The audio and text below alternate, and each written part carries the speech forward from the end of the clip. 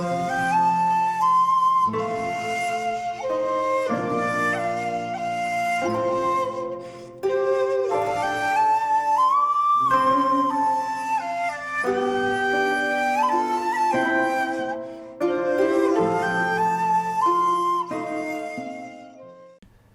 there, this is Solitary Ronin from Solitary Ronin Films, and welcome to another random review.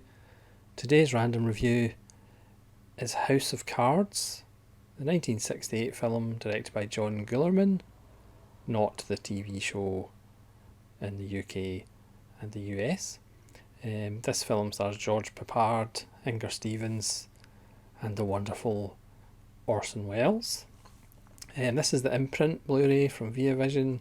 Yes, I have bought a few imprints. Obviously, I'm never going to be complete an imprint. Let's put an end to that rumour right now. But they do have some interesting titles that I've picked up. And this is certainly one of them. This is Spine number 98 for those counting at home. And this is a film that I'd never heard of before.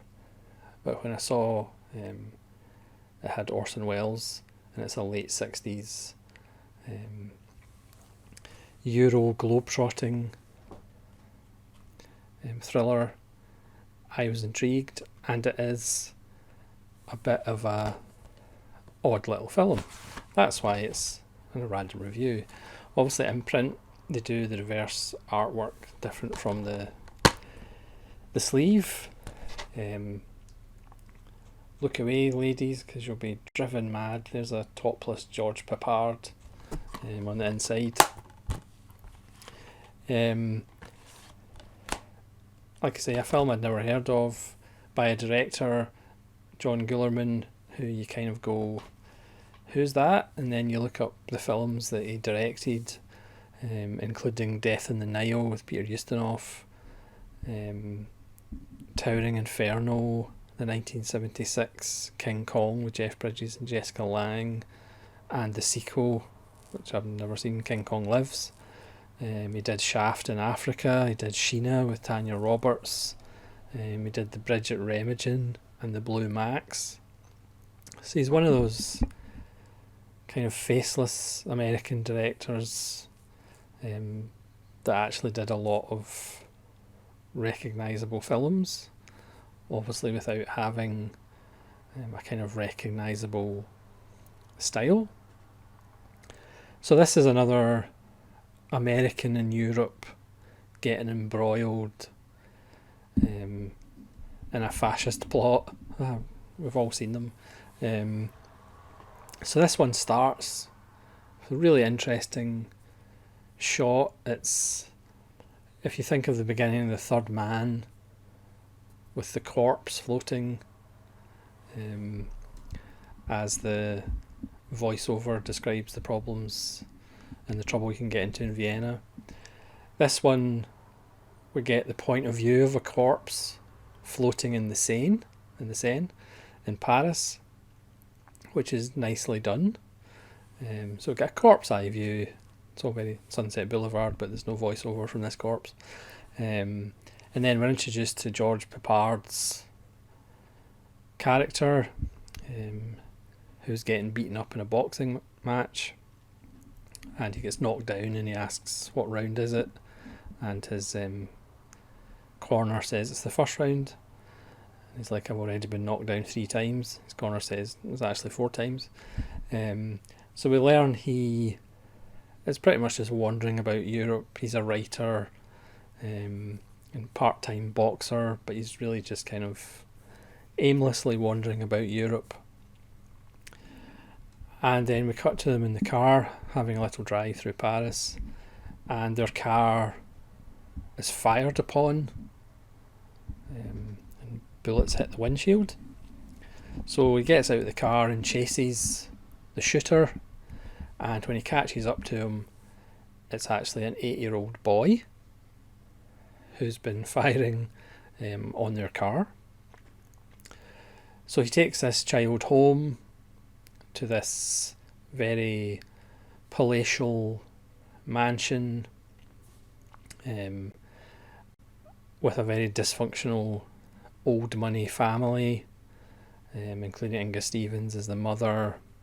The father was a French general, did a lot of fighting in Algeria, where he was killed by a bomb through his car window, and also in Africa. There's a shady doctor. The matriarch is very old-fashioned, and there's one scene with tarot cards, so I guess that's where the title of the film comes from, House of Cards. And you can tell there's some strange upper class perversity going on, and Inga Stevens suggests that George Peppard becomes the son's tutor and teaches him all about America, because America's fantastic, obviously. So he agrees because it gives him something to do. But we learn Inga Stevens' character has psychological problems. She's obsessed with the son being kidnapped because her husband died at the hand of terrorists, or according to the French terrorists in Algeria. And obviously, predictably, the son is kidnapped and Peppard tries to get him back. We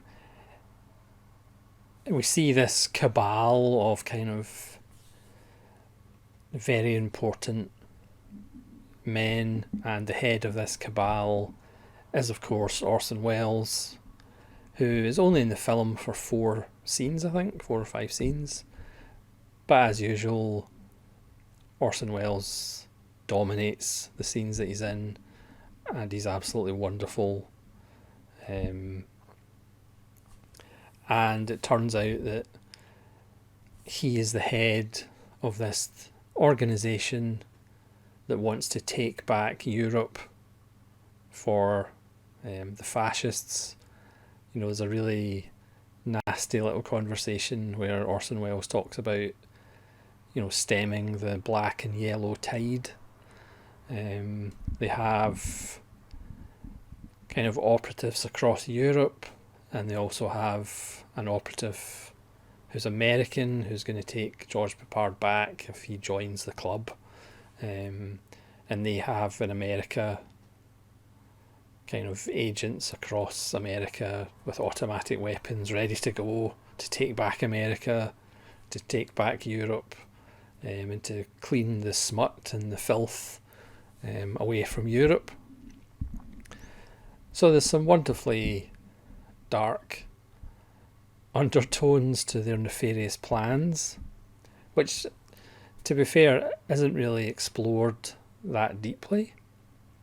The film has just a wonderful setup.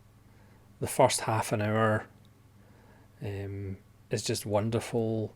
It's one of those films where you feel the script was kind of written with the plot points, and then it's almost as if they got somebody else to come in and polish up the dialogue, because a lot of the dialogue in the first half hour, 40 minutes, is just so wonderful and barbed. Every sentence that a lot of the characters say are like delivered as threats. The rapport between Peppard and Orson Welles is just wonderful. Every sentence that Orson Welles says, he delivers in that wonderful, juicy, threatening voice. As usual, he's having a blast. He gets to smoke cigars and drink champagne, so that's what Orson Welles was interested in. So lots of the dialogue is really sharp and witty, and really kind of bleak and snarky, which I like a lot. The middle of the film, as they go from Paris to the Italian countryside, there's a nice scene where Peppard and Inga Stevens, who are broke but need money for a train, go into the Trevi Fountain in Rome and steal all the pennies. So it goes from the Italian countryside outside Rome, and then it finishes in Rome, and there's a wonderful but strange climax in the Colosseum. There's a wonderful shot which kind of creeps up behind Peppard and then opens up, and it's a wonderful overhead view of the Colosseum, which is really nicely done. And again, we come back to the boy and the gun at the end of the film, which is where we were at the start of the film.